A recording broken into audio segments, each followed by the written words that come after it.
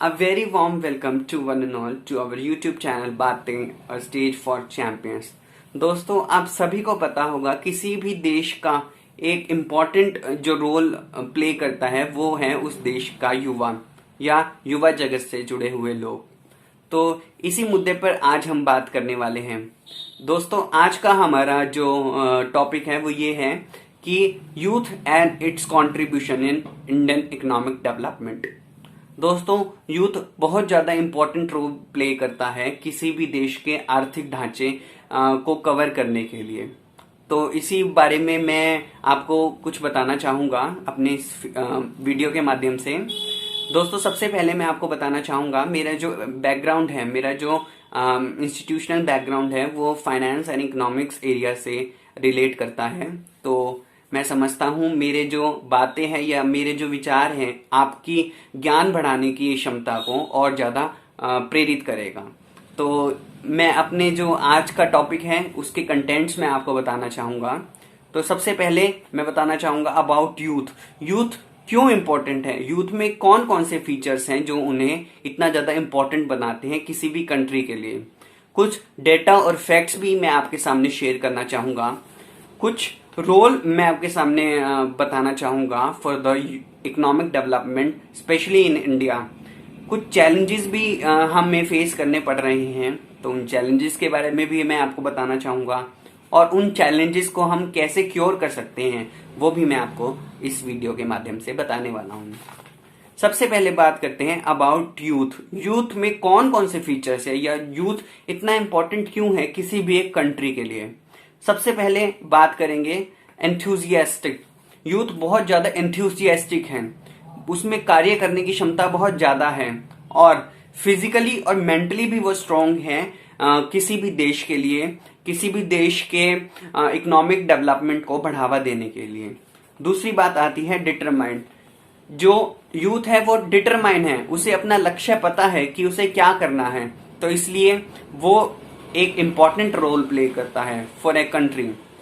अगली बात करते हैं पैशनेट।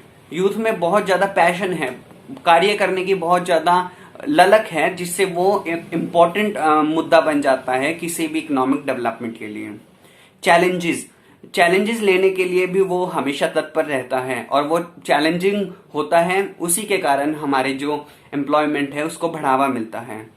और कॉम्पिटिटिव, आप सभी को पता होगा आजकल बहुत सारे टेस्ट हैं और यूथ इतना ज्यादा उसमें कॉम्पिटिटिव बन चुका है, जिससे हमें एक अच्छा इंडिकेशन मिल रहा है कि हमारा यूथ है वो कार्य करने की क्षमता को बढ़ावा देने के लिए लगातार तत्पर है। तो ये कुछ फैक्टर्स थे जो यूथ को इम्पोर्टेंट बनाते हैं। अब बात करते हैं कुछ डेटा को लेकर। दोस्तों, 2018-19 का डेटा मैंने लिया है, कुछ इंपॉर्टेंट डेटा मैंने लिया है फ्रॉम द trendingeconomics.com से। सबसे पहले बात करते हैं इंडियन लेबर। 100% की क्षमता में 23.50% are denote to Indian labour.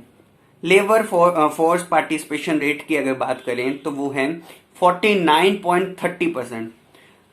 Population 1 अरब 30 करोड़ है और अगर बात करें रिटायरमेंट एज की तो वो है 60। यूथ एम्प्लॉयमेंट की अगर हम बात करें तो वो है 23.70%। अगर मिनिमम वेजेस की हम बात करें तो वो है 178 रुपए 178 rupees and the employment rate of India is 46% in 2018 and 19। अब बात करते हैं what is the role and what are the factors that influence the economic development of India related to youth। सबसे पहले बात करते हैं सोशल रोल के बारे में। सोशल रोल बहुत ज्यादा इंपॉर्टेंट प्ले करता है फॉर द इकोनॉमिक डेवलपमेंट और डेवलपमेंट ऑफ इंडिया। दोस्तों, आप सभी को पता होगा कि हमारे जो आजकल के युवा है वो सोशली बहुत ज्यादा एक्टिव हैं। अगर रीसेंट एग्जाम्पल ले तो हम देख रहे हैं कि आजकल बहुत ज्यादा यूथ एनजीओस चला रहा है और कोरोना पीरियड के चलते बहुत सारी सामाजिक गतिविधियां भी यूथ के द्वारा की जा रही हैं। तो एक ये बहुत ज़्यादा इम्पोर्टेंट फैक्टर है for the economic development of India. अगर बात करें इकोनॉमिकल डेवलपमेंट या इकोनॉमिकल रोल की, तो हमारा यूथ बहुत ज़्यादा कंट्रीब्यूशन करता है, क्योंकि जितनी ज़्यादा एम्प्लॉयमेंट यूथ के अंदर होगी उतना ज़्यादा हमारा जो इकोनॉमिक साइकिल है वो चलता जाएगा, और यूथ है वो अपना कंट्रीब्यूशन देगा for the Indian economic development. Moral contribution भी बहुत ज़्यादा इम्पोर्टेंट है।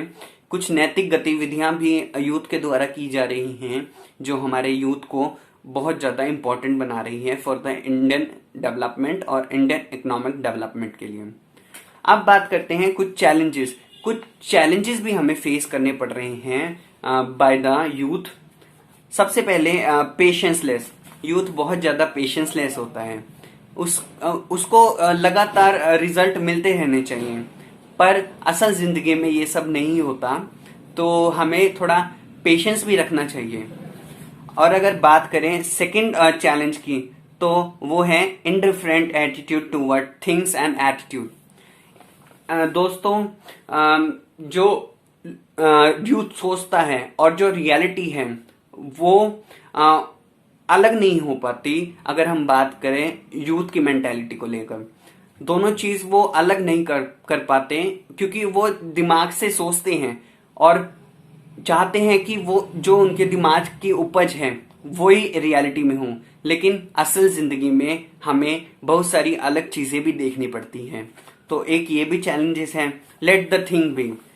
दोस्तों, हमारे यूथ को ये भी लगता है कई बार कि जो होता है वो होता रहे, लेकिन असल जिंदगी में हमें ही करना है, और हम ही हैं जो इस देश के निर्माण कारक हैं।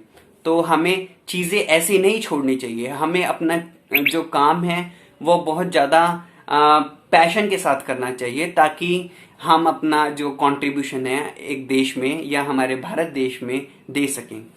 अगर हम बात करें अगले चैलेंज की, तो we have driven by emotions.